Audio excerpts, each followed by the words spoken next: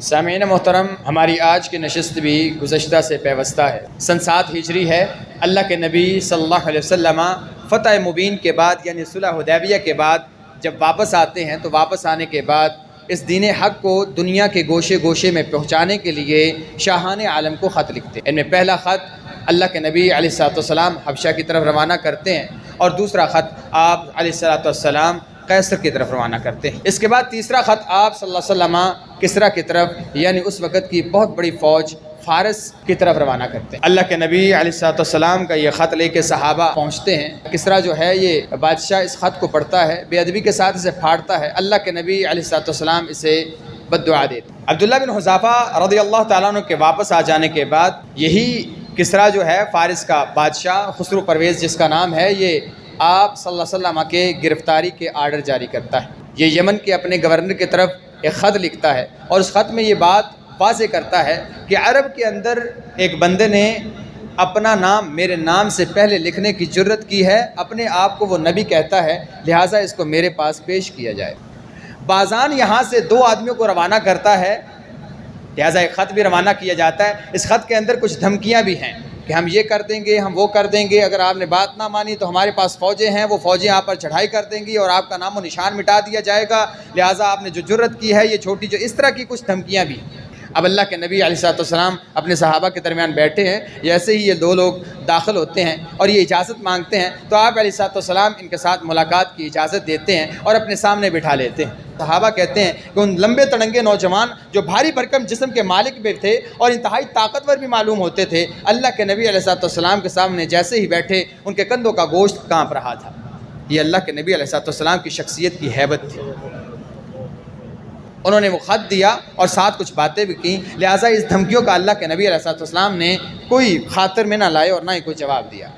آپ علیہ الصلوۃ والسلام نظروں کو جھکائے ان کی باتیں سن رہے ہیں اور جیسے ہی آپ علیہ الصلوۃ والسلام نے اپنی نظریں اٹھائیں اور دونوں کے چہروں کو دیکھا تو جو سب سے پہلی بات اللہ کے نبی علیہ الصلوۃ والسلام نے اسے ارشاد فرمائی وہ ان کے چہروں کو دیکھتے ہی فرمائی۔ یہ مجوسی لوگ تھے چونکہ یہ فارسی تھے اور یہ مجوسی اللہ کے نبی علیہ الصلوۃ والسلام کے سامنے بیٹھے تھے اور ان کی شکلیں اس طرح کی تھیں کہ ان کی بڑی بڑی مونچھیں تھیں اور داڑھی نہیں تھی۔ اللہ کے نبی علیہ الصلوۃ والسلام نے جیسے ہی نظر مبارک اٹھائی اور ان کے چہرے پر پڑی تو آپ صلی اللہ علیہ وسلم نے فرمایا ویلکما، او بدبخت لوگو، تمہیں اس چیز کا کس نے حکم دیا ہے؟ یعنی مونچھیں بڑی بڑی رکھی ہوئی ہیں اور داڑھی کوئی نہیں ہے۔ اس سے ایک بات تو تعجب کی یہ پتہ چلتی ہے کہ داڑھی فطرتی عمل ہے، مرد کا داڑھی رکھنا یہ فطرت ہے اور عرب کے لوگوں کو پتہ تھا کہ یہ فطرت ہے، لہٰذا اللہ کے نبی علیہ الصلوۃ والسلام نے اس خلاف فطرت عمل کو جب دیکھا تو تعجب کا اظہار کیا، کہا تمہاری بدبختی ہو، یہ کام کس نے کہا ہے تمہیں کہ یہ کاٹ کے یہ رکھ لو؟ ان دونوں نے کہا ہمارے رب کسریٰ نے حکم دیا ہے، اس نے کہا کہ مونچھیں رکھا کرو، داڑھی کاٹا کرو، فیشن ہے، ایڈوانس لائف سٹائل ہے۔ اللہ کے نبی علیہ الصلوۃ والسلام نے ارشاد فرمایا لیکن میرے رب نے جو مجھے حکم دیا ہے وہ یہ ہے کہ میں مونچھوں کو کاٹوں، داڑھی کو بڑھاؤں۔ ایک تمہارے رب کا حکم ہے جو مخلوق ہے، جو خواہشات کے مطابق فیصلہ کرتا ہے، ایک میرا رب ہے جس نے مجھے پیدا کیا ہے، جو فطرت کے مطابق ہیں فیصلے، وہ فیصلہ یہ ہے کہ میں مونچھوں کو کاٹوں اور داڑھی کو بڑھاؤں۔ اس سے ایک بات تو یہ پتہ چلی کہ یہ خلاف فطرت عمل ہے، دوسری بات یہ پتہ چلی کہ یہ مجوسیوں کا عقیدہ ہے اور مجوسیوں کا عمل ہے۔ اس لیے اللہ کے نبی علیہ الصلوۃ والسلام نے ارشاد فرمایا تھا خالف المجوس، اور ایک حدیث میں ہے خالف الیہود والنصارى، کہ ان یہودیوں اور عیسائیوں کی اور مجوسیوں کی مخالفت کیا کرو، کیا مونچھیں کٹایا کرو، داڑھی بڑھایا کرو، تو یہ فطرت ہے۔ قطع نظر اس معاملے سے یہ تو چلتے چلتے بات آ گئی، اللہ کے نبی علیہ الصلوۃ والسلام نے 2 مجوسیوں کو دیکھا جن کو آپ علیہ الصلوۃ والسلام جانتے نہیں ہیں، سفیر بن کے آئے۔ دھمکیاں تو رکھو نا سائڈ پہ، اس پہ بات کریں گے کل، کیونکہ اللہ کے نبی حکم دیا کل آنا۔ یہ جو تم نے حال بنایا ہوا منہ کا، یہ کس نے تمہیں کہا ہے؟ ایمانداری سے دل پہ ہاتھ رکھتے ہوئے ایک لمحے کے لیے آنکھیں بند کر کے یہ سوچیں کہ میں اور آپ یہاں بیٹھے ہیں اور اللہ کے نبی علیہ السلام ہم میں یہاں پہ تشریف لائیں تو ہماری شکلوں کو دیکھ کے کیا کہیں اور بدبختوں تم نے یہ کیا کیا ہوا ہے، وہ یہ کیا کیا ہوا ہے، تم نے کیا جواب دیں گے؟ ہمیں ہماری خواہشات نے بتایا ہے، ہم نے ٹی وی پہ دیکھا بڑے بڑے سٹارز کی داڑیاں نہیں ہوتی، ہم نے رکھی ہیں، سونی نہیں لگتی، خوبصورت نہیں لگتی، معاشرے کے اندر عورت کو پسند نہیں ہے، داڑھی والے کی بےزتی کی جاتی ہے، اس لیے کیا جواب دو گے؟ انہوں نے تو کہا ہمیں کسریٰ نے کہا ہے، ہم محکوم ہیں، وہ ہم پہ حاکم ہیں، ہم اسے رب مانتے ہیں، مجوسی ہیں، آگ کے پجاری ہیں، مسلمان ہیں ہی نہیں، تو ہم جس عقیدے کے ماننے والے ہیں ہمیں وہ عقیدہ کہتا ہے۔ ہم تو مجوسی نہیں ہیں، ہم تو یہودی نہیں ہیں، ہم تو عیسائی نہیں ہیں، تو کیا ہم کہیں گے ہم یہودی ہیں اس لیے نہیں کلمہ پڑھتے ہیں، مجوسی ہو اس لیے نہیں کلمہ پڑھتے ہیں، مسلمان ہیں؟ بدبختوں پھر یہ کیا کیا ہوا ہے؟ تو ہمیں اللہ کے نبی علیہ السلام کو جواب دینے کے لیے کیا عمل ہے، کیا جواب ہے؟ مصیبت کی بات یہ ہے کہ ہمارے معاشرے میں کئی ایک آیات، کئی ایک احادیث، کئی ایک دلائل ایسے ہیں اور کئی ایک واقعات ایسے ہیں جو ہمارے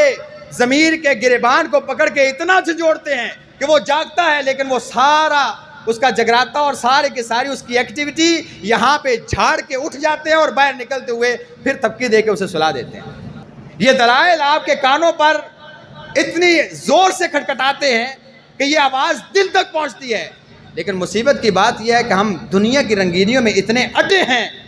اور اتنی بدبختی ہم پر سوار ہو چکی ہے کہ ہم اللہ کے نبی علیہ السلام کے عمل، حدیث، دلائل، واعظ، نصیحت، یہ ساری کی ساری چیزیں اس گھٹے کے نیچے، اس آہٹ کے، وہ ساری کی ساری نیچے ہی، ہمیں کوئی پتہ نہیں چلتا۔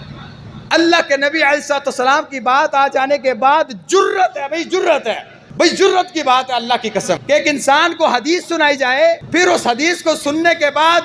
وہ اسے ہضم کرے اور اپنی مرضی کرے، بھئی جرت کی بات ہے، بھئی یہ جرت کر سکتے ہیں۔ ہم نے کئی دوستوں کو سامنے بٹھا کہا حضرت صاحب یہ مجوسیوں کا عمل ہے، لہٰذا اللہ کے نبی علیہ السلام کو انتہائی غصہ آیا، کہا بدبخت انسانوں کی شکل کیسی بنا رکھی ہے تم نے، میرے رب نے تو مجھے یہ حکم دیا ہے اور تم کیا کرتے پھرتے ہو، لہٰذا اٹھ کے یہاں سے چلے جاؤ، کل آنا، کل تم سے بات کرتا ہوں۔ یہ دونوں وہاں سے اٹھ کے چلے گئے اور اگلے دن اللہ کے نبی علیہ السلام نے ان کو بلوایا اور بلا کے آپ علیہ السلام کو جو وحی کے ذریعے خبر دی گئی تھی، آپ صلی اللہ علیہ وسلم نے ان کو وہ خبر دی، اور وہ خبر یہ تھی کہ جب یہ بازان نے آپ صلی اللہ علیہ وسلم کی طرف سفیروں کو بھیجا تھا، اسی وقت کیسر و کسریٰ کے درمیان آپسی جنگیں چل رہی تھیں، یعنی روم اور فارس معروف سلطنتیں ہیں، ان کے درمیان آپس میں جنگیں چل رہی تھیں، اور فارس کو یعنی کسریٰ کو، جس کی طرف آپ صلی اللہ علیہ وسلم نے سفیر کو بھیجا ہوا تھا، یہ پے در پے شکست کھا رہا تھا،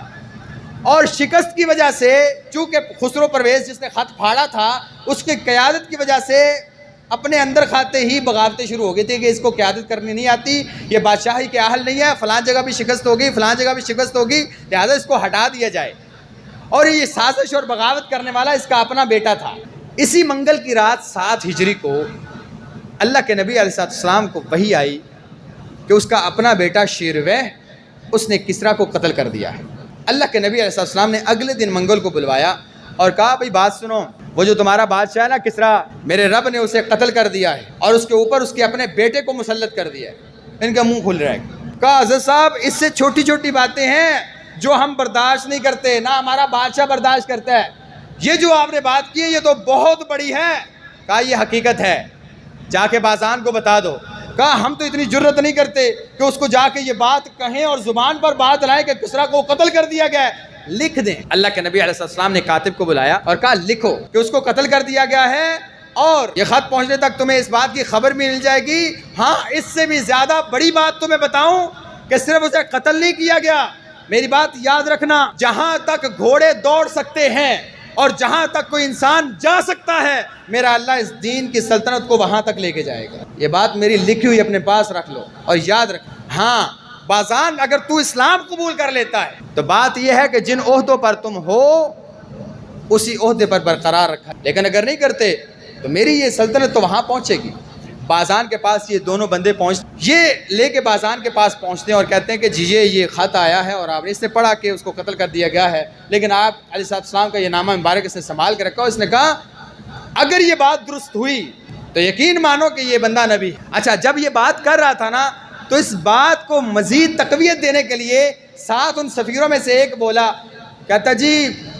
آپ جو بات کہہ رہے ہیں نا کہ یہ بندے کی بات سچ ہوئی تو نبی ہے، بات یہ ہے کہ ہم گئے تو تھے اس پہ روب ڈالنے، لیکن ہم جب اس کے سامنے بیٹھے تھے نا میں نے کائنات کا صبر کیا ہے، اللہ کی قسم اس سے زیادہ باروب شخصیت میں نے نہیں دیکھی۔ بازان کہتا ہے اچھا یہ بتاؤ اس کے کچھ چوکیدار ہوں گے؟ کہا اکیلا انسان بیٹھا تھا سامنے اور ہم 2 بیٹھے تھے، کوئی چوکیدار نہیں تھا، کوئی حفاظت کرنے والا محافظ نہیں تھا، لیکن عجیب شخصیت تھی اور اتنی باروب تھی کہ ہم اس کے سامنے بیٹھے ہوئے کانپ رہے تھے۔ یہ اس بات کی تقویت تھی کہ جو بات آپ کر رہے ہیں وہی میرے دل میں بھی ہے، یہ بندہ نبی ہے۔ اور ابھی کچھ ہی دن گزرے تھے کہ شیرویہ کا خط آیا بازان کے پاس کہ بات سنو، میرے باپ نے تمہیں کوئی خط لکھا ہے کہ نجد کے علاقے میں جو بندہ نبی ہے اس کے پاس جاؤ، اس کے ساتھ یہ معاملات کرو، ابھی اس کے پاس دوبارہ خط بھیجو اور میرے دوسرے خط تک انتظار کرو، کوئی معاملہ نہ کرنا کیونکہ میں نے اسے قتل کر دیا ہے۔ بازار نے جیسے ہی خط پڑھا، یہ بندہ کلمہ پڑھ کے مسلمان ہو، اس نے خط لکھا اللہ کے نبی علیہ السلام کو کہ یا رسول اللہ میں اسلام قبول کر چکا ہوں